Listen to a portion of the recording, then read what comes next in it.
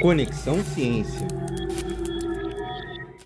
Muito se diz sobre a reciclagem ser a única saída para evitar o problema dos plásticos e dos microplásticos na saúde humana e marinha. Para a professora Thaís Mauad, as coisas não são tão fáceis assim. Se recicla muito pouco no mundo inteiro. A indústria há muito tempo mentiu sobre a reciclabilidade do plástico. O plástico tem uma reciclabilidade limitada, né? Então a gente sabe hoje, assim como teve o negacionismo do cigarro, assim como teve o negacionismo das mudanças climáticas, também teve a coisa de você achar que o plástico é reciclável, que você vai poder usar e voltar, coisa que a gente sabe que não é verdade, né? Não existe cadeia para muitos dos plásticos, muito produto complexo não tem reciclabilidade, e esse plástico acaba caindo então em aterro, gerando CO2, gerando metano, ou então caindo na água, no rio, no mar, poluindo, matando vida marinha e virando microplástico. O plástico reciclado, a gente sabe que ele tem estudos mostrando que ele pode até ser mais tóxico do que o plástico virgem, porque ele é uma mistura de plásticos que você não sabe o que você está fazendo. A gente não sabe quais os aditivos que tem no plástico e você está misturando eles. Então, é um problema também. Então, a gente sabe que a reciclabilidade do plástico é uma balela da indústria. Quem gosta de fazer vaso em garrafa PET é a Coca-Cola. As plantas detestam e não serve para nada. O professor do Instituto Federal do Paraná, aquele que conversou conosco no primeiro episódio, Alan Krelin, também comentou sobre a saída para o problema dos microplásticos. Bem, acho que começando pela questão da reciclagem, eu entendo que ela é uma das partes da cadeia toda relacionada à questão de uma relação mais saudável com o plástico. O plástico tem muitas aplicações, algumas delas boas, algumas delas justas, de longa duração, mas a gente tem uma dependência do plástico em situações que talvez a gente teria alternativas. Então, a pergunta talvez seja assim: só a reciclagem resolve? E a resposta é não. Então, eu diria para você que essa é uma das coisas que a gente precisa fazer. Outra coisa que a gente precisa fazer é pensar em alternativas. Isso é mais ou menos voltar lá na década de 50, 60, quando descobriram o plástico, que era um novo produto, uma coisa transformadora. A gente precisa disso agora, para que a gente tenha um novo produto que não dependa de petróleo, que não dependa de algo que é finito. Associado a isso, a gente precisa também pensar na redução do consumo. Então, a adequação de quanto a gente consome é fundamental para que a gente consiga ter uma produção desse novo produto que eu estou falando para você de uma maneira adequada, né? Então, quando a gente olha, por exemplo, para plásticos de uso único, hoje a gente vê algumas alternativas, né? Nós como usuários. Então, eu uso lá o meu copo, então eu reduzo a questão do uso de um copo otário. Eu digo não lá pro canudo e daí depois eu uso o meu copo e tá tudo certo.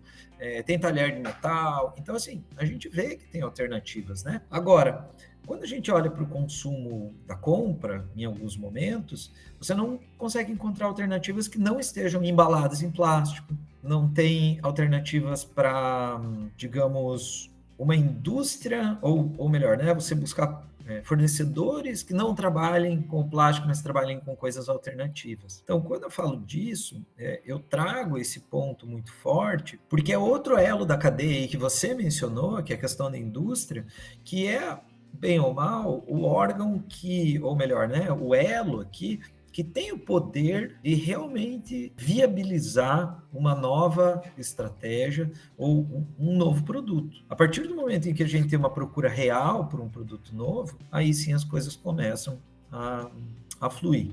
Então, veja, a minha percepção é assim: a indústria precisa estar comprometida em buscar novas formas, né, em novos investimentos. Os revendedores precisam ter esse papel também.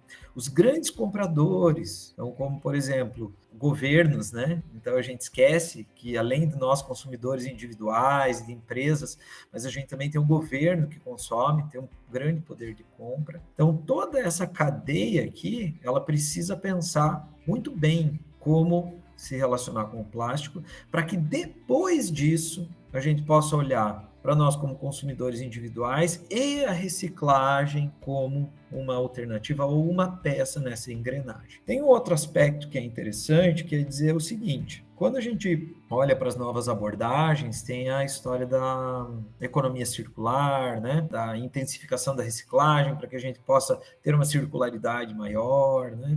Mas a reciclagem ela tem seus limites. Então, um plástico, mesmo que de boa qualidade, com as reciclagens, com os processos que ele passa para ser reciclado, ele vai perdendo qualidade. O plástico, quando ele é produzido originalmente, tem os aditivos que são postos, que eu já comentei anteriormente, que eles são adicionados ao plástico. Só que nesse momento de transformação surgem outros componentes que não se sabe quais são.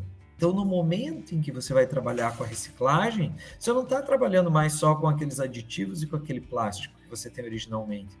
Você tem produtos que você sequer sabe que estão lá, que eles não foram adicionados intencionalmente. Então, isso também traz riscos no momento de reciclar, especialmente quando a gente está falando dessa questão da circularidade. Então, é importante também a gente olhar para a singularidade com um certo ceticismo, quer dizer o seguinte: vamos buscar ser mais circulares na medida do possível, mas isso não exime de que nós tenhamos que pensar na redução do consumo, na substituição do plástico por um produto inovador. E o ponto é, esse produto inovador, ele não vai ser encontrado de novo na década de 50. Então, vamos voltar a ter embalagem de papel, vamos voltar a usar madeira, vamos voltar a fazer redes trançadas à mão com palha. Não, a gente tem uma outra sociedade agora. Então, se a gente começa a ficar baseado em coisas que vêm do solo, por exemplo, única e exclusivamente, como a gente tem às vezes algumas alternativas, né? Não, vamos fazer com mandioca, vamos fazer com outro produto.